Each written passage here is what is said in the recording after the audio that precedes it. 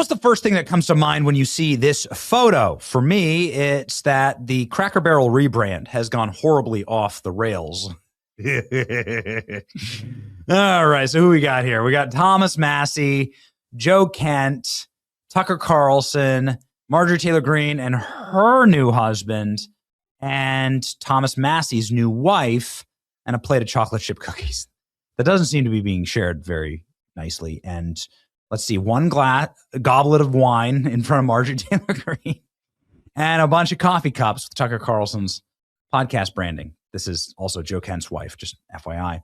A little lesser well-known. And they are here inside of the Tucker Carlson hunting lodge in Maine, where presumably after this water and chocolate chip cookie dinner, they're all going to head off into the woods and have a game of play the most dangerous game with all of these weapons. Do a Survivor episode. I would subscribe. I would hit subscribe so hard if that's what it was, a fight to the death in the woods of Maine using these weapons, and this table all had to go fight it. I don't know who my money would be on, actually. I'm not sure. But that's what happened, and it's real. And I guess I don't know what to say. I guess we'll go to the internet for comments, because what Marjorie Taylor Greene is saying, the movement has begun. Dun, dun, dun. MTG is saying no more foreign wars. Donald Trump made this promise. He betrayed us all. And our commitment is to Americans, right, left, and center. Well, I look forward to all the left-wing Americans that wish to join you, which there are plenty of them. Obviously, Ilhan Omar has been fantasizing about making a party with Marjorie Taylor Greene, so yikes. And she's constantly trying to claw her way out of The View. I mean, The View had to get a restraining order against her because she keeps they keep finding her in a fetal position outside of the entry to the studio. Let me in, let me in. MAGA exiles, including Marjorie Taylor Greene and Tucker Carlson, plot launch of new political party, waging war on Trump. He betrayed us all. Okay, there you go. This shows you who everyone is. But you know generally who everyone is. And what's going to happen here next? Well, it hasn't been great. It hasn't been a great response. I've seen mostly negative responses, but whatever. Let's go ahead and check in. Let's go ahead and check the tape. Tucker hasn't really commented on this photo, but it's gotten 8 million views, 12,000 reposts, and 71,000 likes. And there you go. It's one pretty viral. This meeting will not be televised, says Thomas Massey. Okay. It's a great group of Americans, says Alex Jones. And Michael Flynn Jr. says, this is the party that I want to be a part of. And then there's haters. You're the ones who betrayed us. You and Tucker and Massey should be ashamed of yourselves. Laura Loomer says he needs an exorcism or maybe two. People are commenting on Tucker's dead eyes all over the internet. I don't know, man. I don't know. John Doyle from the top rope here. There's no movement. You have nothing. You are nothing. You present no meaningful challenge to the left, nor do you even intend to. All Americans, right. I mean, never forget watching you beg for mercy on CNN the days following Charlie Kirk's assassination, apologizing for your role in the toxic political environment that led to his murder. I'll never forget Marjorie Taylor Greene going on The View and immediately using left-wing nomenclature, talking points. Immediately, she becomes like a total libtard, fembot, brain rot. I couldn't believe it. She's like, I'm just so sick. Can I talk because we're amongst a bunch of women? This is what she says on The View. I finally feel safe because I'm with women. I'm sick of the pissing contest among the men in D.C., Marjorie Taylor Greene says. Oh, okay. Well, what about all the men at this table? What are these men? Look at all the men there. Actually, this would be, you could make a View. This is what they should do. This could be a new View. Why don't you redo The View, right? Like this. And this could be the cast of the new View. And, I'm not sure. I don't know. I don't know how many people would tune in. I don't know. There are dozens of us. Here we go.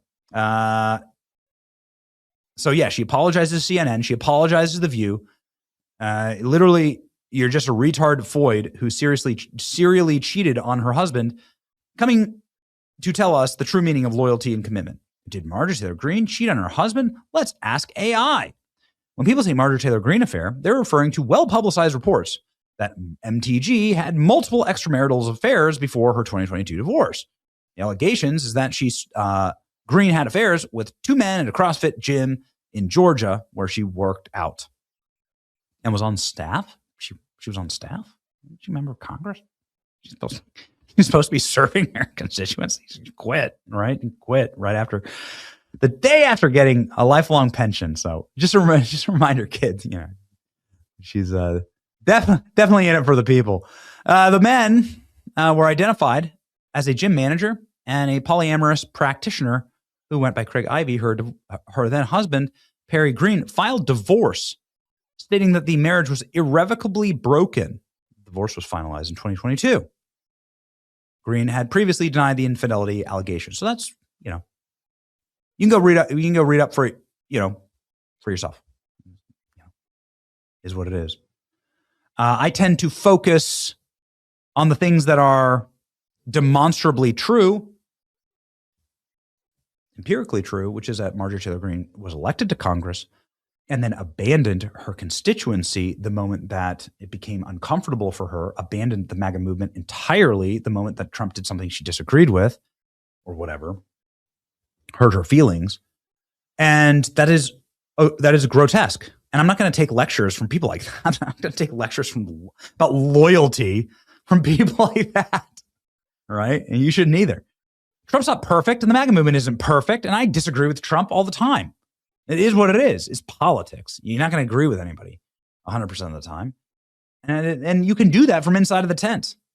In fact, that's the only way to make meaningful, lasting change. The average GOP, the age of the GOP is over. Time for the insane clown party has come. Team Tucker is the future. There you go. Something cringe. This way comes. All right. The founding of the cringe party, truly historic. A chief organizing principle of the left is race communism, which means mass immigration. And its most successful political tool is immigration. They're not giving that up, which we know because they haven't stopped talking about it, but you have. So enjoy calling yourselves your surrender and subversion and alliance. I hope it brings you a lot of clicks.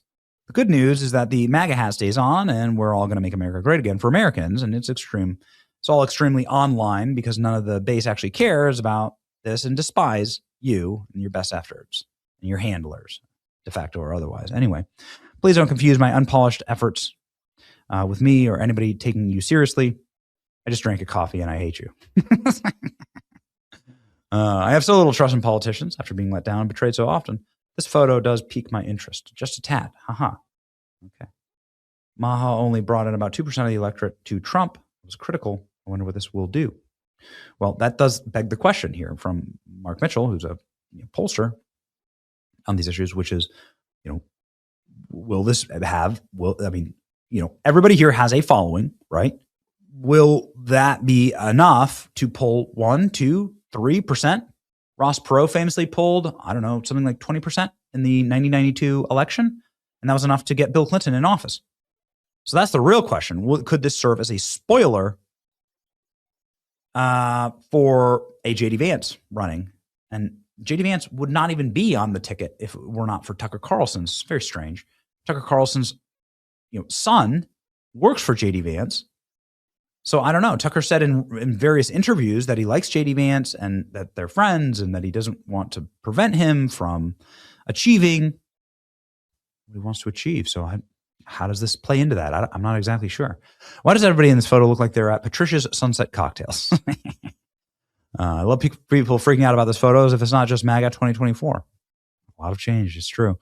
Guys, the Rejects started a band. That's right. Tucker Carlson has announced a plan to build a third party. He said so in this interview. I'm going to build a third party. There should be a good faith effort to figure out what benefits the country. I mean, if you make $60,000 a year, you're degraded. Your life expectancy has gone down, and the promise of your children's lives have gone. Nobody seems to care. It's not even a factor. What about Hamas? I officially don't care about Hamas. The U.S. government should have its first priority the welfare of the American people. And of course, that's completely, I tend to agree about all of this. I just disagree with the strategy of going outside of the house. There's still so much good going on inside of the House. And there are a lot of wins. You don't have to agree with everything. I've been a major critic of the Iran war with every single lasting second. But there are positive and negative ways to affect good outcomes.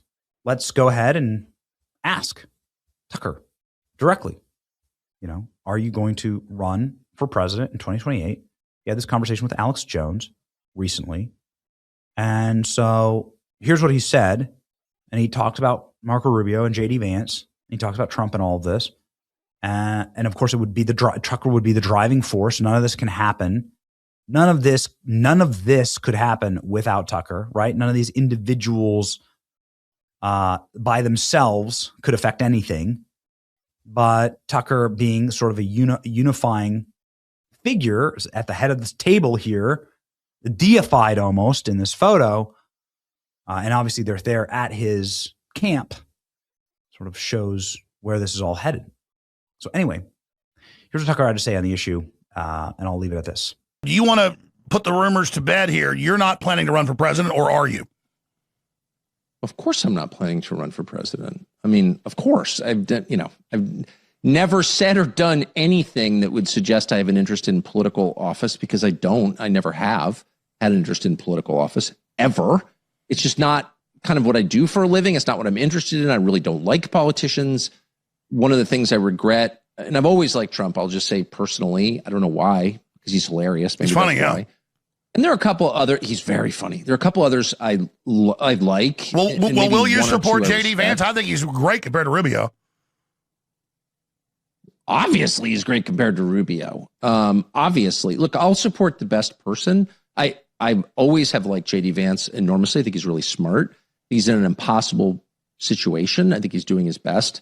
I strongly disapprove of, obviously, as I've said 100 times, of this war and of what. Oh, I love how Trump and others have been blaming Vance when he's volunteering to go stop it, when internally it's confirmed he tried to stop it just like you did. I love how the guy that was right, he's the bad guy now and the war is his fault. Oh, it's the people who tell the truth who are punished. It's the people who try to do for selfless motives the right thing who are punished. I mean, that's what evil is. But anyway, a system that consistently punishes people for telling the truth rather than lying, consistently punishes the virtuous and lets Jeffrey Epstein skate. I mean, by definition, that's an evil system.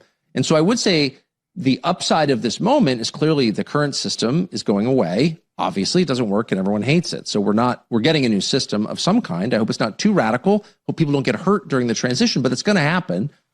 And I don't mourn that, because this is not working. This is not working. Any system that produces like Pete Buttigieg as a presidential candidate and the Iran war, like that's not a system that is going to govern my grandkids. Well, you said God would have to appear to you for you to run for president. So should we all pray that Jesus appear to you and tell you to run for president? Oh, I don't want to run for president. I do want to be involved in offering an option of some kind. I don't know what that would look like, but it's not democracy when no matter who you vote for, you get the same result. Tucker, you'd beat Gavin Newsom. You'd beat Marco Rubio. You need to run for president. It's just like a gladiator. The options are Gavin Newsom and Marco Rubio. I don't think, I know Trump is very convinced that Gavin has a shot. And Gavin has an advantage in that he's a sociopath who will say anything while passing a lie detector test. And he can talk, unlike Kamala. Oh, he can talk. Oh, he can talk. And by the way, Marco is an underrated talker. He's an excellent talker. Oh, yeah. Speaks without notes. But both of those guys, I mean, come on. Is that really the option? If that's the option, then again, it's more evidence that the system is not. Last thing I'll say is the core problem that this country faces is not that it has elites. Every country does and needs them, by the way. Someone needs to run things. It's that the system that we have in place to produce elites produces instead mediocre conformists, wholly lacking creativity, terrified, weird, stagnant, easy to control, stagnant. It is not producing impressive people. And every empire is the same in this one regard. When its system fails to produce a leadership class capable of running this huge thing that the ancestors built, then it collapses. And so we need to fix that, like immediately.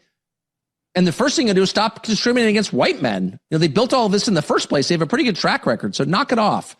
Give them a fair shot.